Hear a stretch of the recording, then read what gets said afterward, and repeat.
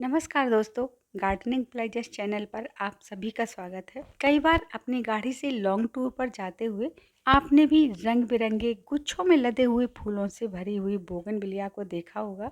ऐसे लहराते हुए कलरफुल बोगनविलिया के प्लांट को देखकर मैंने भी 3 साल पहले एक प्लांट खरीदा था। 2 साल में मैंने इसकी बहुत सारी कटिंग्स लगाई।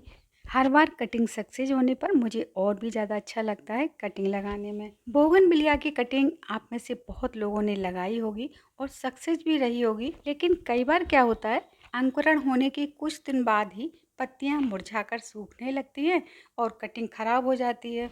तो ऐसा क्यों होता है? कौन कौन सी बातों का हमें ध्यान रखना चाहिए ताकि हमारी कटिंग खराब ना हो। साथ ही बोगनविलिया में अच्छी फ्लावरिंग के लिए आपको कुछ टिप्स भी मिलेंगे। ये 2 कटिंग्स जो मैं आपको दिखा रही हूँ, इसमें से एक ये जो रेड कलर की है वो मैंने अपने ही प्लांट से लगाई थी। दूसरी जो वाइट पिंक 2 कलर में है, इसकी कटिंग मैंने कहीं से मंगाई थी। अगर आपने मेरा शॉर्ट वीडियो देखा होगा तो इसमें ये दोनों कलर खिले हुए थे।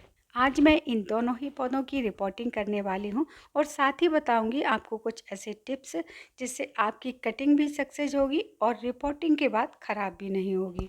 सबसे पहले तो हमें ध्यान रखना होगा कि कटिंग किस टाइम लगानी है। तो देखिए, ये बहुत ही इम्पोर्टेंट पॉइंट है। जब जिस प्लांट का ग्रोइंग या फ्लावरिंग सीजन स्टार्ट होता है, उस टाइम आप प्लांट की कटिंग लगा सकते हैं। ऐसे समय कटिंग लगाने पर निश्चित रूप से सक्सेस होती है। अब जैसे दिसंबर जनवरी, जब टेम्परेचर मिनिमम 5-6 डिग्री से 18-20 के बीच रहता है, ये बोगनविलिया का डोरमेंसी पीरियड होता है। इस टाइम अगर आप कटिंग लगाएंगे तो सक्सेस नहीं होगी। फरवरी से सितंबर के बीच जब आप कटिंग लगाते हैं और 1-2 चीज़ें फॉलो करते हैं जो अभी मैं आपको बताऊंगी, तो निश्चित रूप से कटिंग सक्सेस होगी। वैसे लास्ट फरवरी मैंने जब ये कटिंग्स लगाई थी तो आप लोगों के साथ ही लगाई थी। अगर पहले से आप चैनल पर जुड़े हुए हैं तो आपने देखा होगा।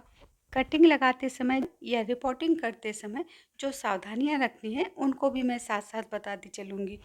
अगर आपने 1-2 महीने पहले कटिंग लगाई है और उसमें पत्तियां आ गई हैं, तो अभी आप रिपोर्टिंग करने की गलती बिल्कुल मत करिएगा, क्योंकि कटिंग सक्सेस होने के बाद सबसे पहली गलती हम यही कर देते हैं कि रिपोर्टिंग समय से पहले कर देते हैं।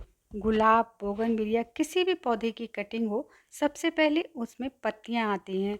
हम सोचते हैं पत्तियां आ गई हैं तो जड़ें भी आ गई होंगी, पर ऐसा नहीं होता है। पत्तियां आने के बाद भी 3-4 महीने तक हमें इसकी रिपोर्टिंग बिल्कुल नहीं करनी है। कई बार रिपोर्टिंग के बाद कटिंग ख़राब हो जाती है, तो इसका रीज़न यही होता है, जड़ें बनने से पहले ही हम इसकी रिपोर्टिंग कर देते हैं। इस बात का आप ध्यान ज़रूर रखिएगा। बोगनविलिया शुरुआत में बहुत स्लो स्पीड से बढ़ती है, तो छोटे से पॉट में भी अगर आपने लगाया है तो इसे 1 साल तक इसी में रख सकते हैं। आप जान लेते हैं रिपोर्टिंग के लिए मिट्टी में कौन कौन सी चीज़ें ऐड करनी है। मैं ये पुरानी मिट्टी यूज़ कर रही हूँ, तो इसमें 30% सैंड पहले से ही मिक्स थी।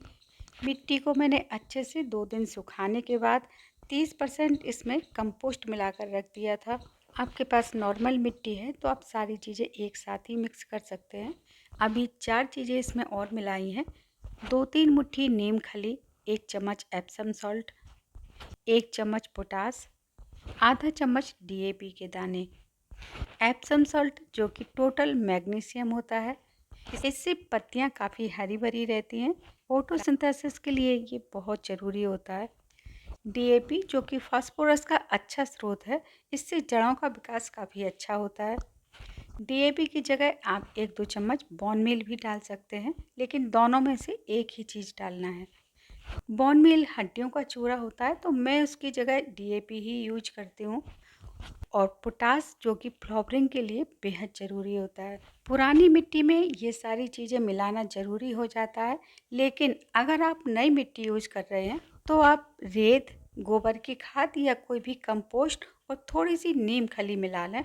2-3 महीने बाद फिर से आप इसमें गोबर की खाद ऐड कर दें, प्लांट बहुत अच्छा चलेगा, फ्लावरिंग भी अच्छी होगी। प्लास्टिक का पॉट यूज़ कर रहे हैं तो मिट्टी के गमलों के टूटे हुए टुकड़े या ईंट के टुकड़े या फिर दीपक इसकी तली में ज़रूर से डाल दें। इससे ड्रेनेज होल जाम नहीं होगा और पॉट में ज़्यादा पानी नहीं रुकेगा। जैसे जैसे प्लांट का साइज बड़ा होता जाए, अभी प्लांट बहुत छोटा है तो मैं इसे 6 इंच का पॉट दे रही हूँ। बड़े प्लांट को आप 14 से 16 इंच के गमले में रिपॉट करेंगे तो बहुत अच्छे फूल आएंगे। मार्च की आज 28 तारीख हो चुकी है और टेम्परेचर लगभग 35 के ऊपर ही जा रहा है। तो हमें क्या करना है, इसके रूट्स को बिल्कुल भी डिस्टर्ब नहीं करेंगे। अगर आप गार्डनिंग में नए हैं, ज़्यादा पौधों की रिपोर्टिंग नहीं की है, तब आप रिपोर्टिंग के लिए रेनी सीजन का वेट कर सकते हैं, क्योंकि बारिश के सीजन में अगर रिपोर्टिंग में थोड़ी बहुत गलती हो भी जाती है तो प्लांट सरवाइव कर जाता है। तो बहुत ही आराम से पॉट को टैप करते हुए प्लांट को बाहर निकालेंगे। इस तरीके से चारों तरफ से पॉट को थोड़ा टैप करेंगे। अब ऊपर की साइड से हाथ का सपोर्ट देते हुए जैसे ही पॉट को उल्टा करेंगे प्लांट बाहर आ जाएगा। इस बात का आपको हमेशा ध्यान रखना है, जब भी किसी प्लांट की रिपोर्टिंग करें तो उसे पॉट से खींचकर बाहर नहीं निकालना है। इससे जड़ें हिल जाती हैं तो प्लांट स्ट्रेस में चला जाता है, रिकवरी में काफ़ी समय लग जाता है और कभी कभार प्लांट खराब भी हो जाता है। अब क्या करना है, प्लांट को पॉट में जमाने के बाद जो भी खाली जगह है उसमें अच्छे से मिट्टी को दबाते हुए भरना है। यहाँ पर आपको इस बात का विशेष ध्यान रखना है कि मिट्टी अंदर से खोखली नहीं होनी चाहिए। इस तरीके से अच्छे से प्रेस करते हुए मिट्टी को चारों ओर से भर देंगे। अगर गर्मियों में आप प्लांट रिपोर्ट कर रहे हैं तो हमेशा शाम के टाइम ही रिपोर्ट करें। रिपोर्टिंग के बाद 3-4 दिन प्लांट को सीधी धूप में मत रखिएगा, इनडायरेक्ट सनलाइट में रखें। रिपोर्टिंग के टाइम भरपूर पानी दे देंगे, लेकिन इसके बाद पानी चेक करके ही देना है, क्योंकि अभी प्लांट को हमें छाया वाली जगह में रखना है। तो मिट्टी में हल्की सी नमी बनी रहे, बस इतना ही पानी देते रहना है। इसी तरीके से दूसरी कटिंग को भी रिपोर्ट कर लेते हैं और साथ साथ अच्छी फ्लावरिंग के लिए कुछ टिप्स भी देती हूँ। कटिंग को रिपोर्ट करने के बाद 15, 20 या 25 दिन में जैसे ही इसकी न्यू ग्रोथ स्टार्ट होती है, प्लांट नई नई पत्तियाँ निकालने लगता है, तब हमें क्या करना है, प्लांट में जितनी भी शाखाएं हैं सभी के ऊपर से थोड़े थोड़े टिप को कट कर देना है। वैसे कटिंग का काम आप मेरी तरह रिपोर्ट करने से पहले भी कर सकते हैं। आप शायद देख पा रहे हो मेरे इस प्लांट में 4 से 5 शाखाएं निकली हुई हैं। प्लांट को घना बनाने का बस यही एक तरीका है। जैसे जैसे आप इसकी टिप को कट करते रहेंगे, इसमें नई नई शाखाएं निकलती रहेंगी। जैसे जैसे प्लांट की टिप को कट करते रहेंगे, इसमें नई नई शाखाएं निकलती रहेंगी और प्लांट बुशी हो जाएगा। ये जो मेरे 2 प्लांट आप देख रहे हैं, ये जब मैंने लगाए थे तो इसमें केवल एक ब्रांच थी।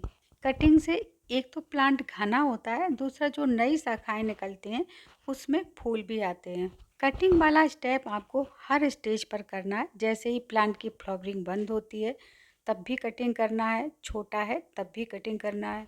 अब एक और बहुत ही इम्पोर्टेंट पॉइंट आता है, जो मैंने कई लोगों से सुना है कि उनकी बोगनवेलिया खिलती नहीं है या खिलती भी है तो फूल बहुत जल्दी गिर जाते हैं। तो इसके लिए भी आपको कुछ खास टिप्स देती हूँ। मार्च से नवंबर तक बोगनविलिया का फ्लावरिंग पीरियड होता है। इस टाइम अगर प्लांट नहीं खिल रहा है तो आपको पानी रोक देना है, क्योंकि प्लांट की मिट्टी में अगर आप रेगुलर पानी दे रहे हैं, मिट्टी बिल्कुल भी सूख नहीं पा रही है, तो प्लांट केवल पत्तियां निकालता रहेगा, इसमें फूल नहीं खिलेंगे। जब तक फूल नहीं आते हैं तब तक हमें मिट्टी में केवल हल्का सा मॉइस्चर रखना है, लेकिन फूल खिलने के बाद मिट्टी में पर्याप्त नमी रखनी है। उस समय मिट्टी को ज़्यादा नहीं सूखने देना है, वरना जो फूल खिले हैं वो बहुत ही जल्दी स्पेंड हो जाएंगे। थोड़े ही दिनों में प्लांट फिर से खाली हो जाएगा और दोबारा से फूल देने के लिए प्लांट कम से कम 10-12 दिन का रेस्ट लेता है। इस बीच हमें फिर से प्लांट में खाद देनी होती है। तो फूल खिलने के बाद प्लांट पर ज़्यादा समय तक टिके रहें, इसके लिए हमें इस बात का ध्यान जरूर रखना है कि उस टाइम पानी कम नहीं होना चाहिए। वैसे बोगनविलिया एक हार्डी प्लांट है, बहुत ज़्यादा केयर नहीं मांगता है। छोटी छोटी बातों का ध्यान रखेंगे तो ये बहुत अच्छे से खिलता रहेगा। प्लांट को 5-6 घंटे की धूप में रखें। तो फ्रेंड्स, इसके अलावा जो चीज़ें मैं बताने में भूल गई हूँ, आपको कोई डाउट है तो आप कमेंट में पूछ सकते हैं। Thank you.